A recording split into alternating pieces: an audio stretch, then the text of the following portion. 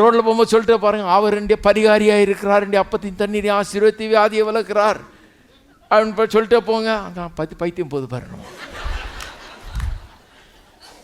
ஆனால் நான் பார்த்துருக்கிறேன், ஒரு சிலர் காரை ஓரமாக நிறுத்திட்டு அது ரிப்பேர் ஆனோன்னு எட்டி உதைப்பான். என்ன கேடுகட்ட கார் இது எனக்கு தொலைஞ்சது, எனக்கு இருக்கிற தொல்லை போல் நீ வேற எனக்கு தொல்லை கொடுக்குறியா?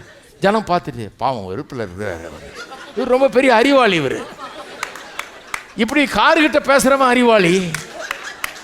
இயேசு மரத்துக்கிட்ட பேசினார்னா அவருக்கு பைத்தியம்ன்றான், மலைக்கிட்ட பேசுன்னு சொன்னால் அதுக்கு பைத்தியம்ன்றான், மரத்தை பார்த்து இப்படி கொண்டு நடப்படுவான்னா அவருக்கு பைத்தியம் பிடிச்சிருச்சுன்றான். இவன் தினந்தோறும் எதையோ பேசிகிட்டு இருக்கிறான், எதுகிட்டையோ பேசிகிட்டு இருக்கிறான். மனைவி மேலே கோபம், நாயை எட்டி ஒரு உத விடுறது வெளியே. ஆனால் அவனை யாராவது பைத்தியம்னு சொல்கிறோமா? தூரம் வந்துடு, கோபமாக இருக்கிறார்.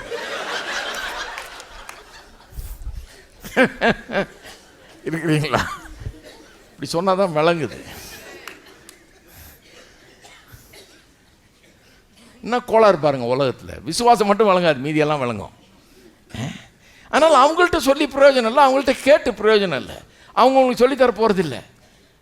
நீங்கள் போய் ஒரே பிரச்சனையாக இருக்குது, அடிதடியாக இருக்குதுன்னா என்ன தெரியுமா சொல்லுவாங்க? குடும்பம்னா அப்படி தான்ப்பா இருக்கும். அட கடவுள், இதுக்காக கவுன்சிலிங்க்கு வந்தோம்? குடும்பம்னா இப்படி தப்பாக இருக்க தான் செய்யும். ஒவ்வொரு நேரம் திடீர்னு கடாயை தூக்கி விட தான் செய்வா. வாங்கிக்கோ, என்ன பண்ணுறது? நல்லா டக் பண்ண கற்றுக்கணும். இன்றைக்கி யாரும் வாட்ஸ்அப்பில் ஏதோ அனுப்பிச்சிருந்தாங்க. இந்த வாட்ஸ்அப் உலகத்தையே கலக்கிட்டு இருக்குது. ஒன்று அனுப்பிச்சாங்க. ஒரு ஆள் சொல்கிறாரு, புருஷனுக்கு தலைவலியாக மனைவி அந்த ஆயின்மெண்ட்டை கொண்டாந்து தலைவலிக்கு போடுற தைலத்தை கொண்டாந்து நீவி விடணுமா. அதுக்கு சொல்கிறாரு, தலைவலிக்கு தலைவலியை வச்சே தலைவலியை சுகமாக்க முடியுமா? தலைவலிக்குதுன்னா தலைவலியை ஏன்பா கூப்பிட்ட? தலைவலி எப்படி தலைவலியை சுகமாக்க முடியுன்றார்.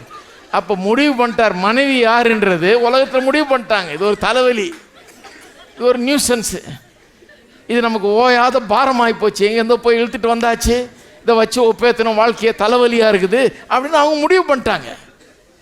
உலகத்தில் போய் கேட்டிங்கன்னா 1000 விதமாக சொல்லுவோம் பாருங்கள். அதெல்லாம் உண்மை கிடையாது. நம்ம உலகத்திலே தான் கேட்டுட்ருக்கோம், அங்கே தான் கேட்குறோம்.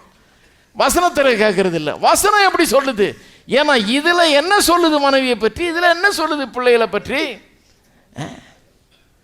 ஒருத்தர் சொல்கிறார் பிள்ளையை பார்த்து, அவருக்கு பிள்ளை மேலே வெறுப்பு. ஏன்னா அந்த பிள்ளையும் கொஞ்சம் மோசமான பிள்ளை தான், எனக்கு விளங்குது. பாவம், ஒரு தகப்பனுடைய விரக்தி.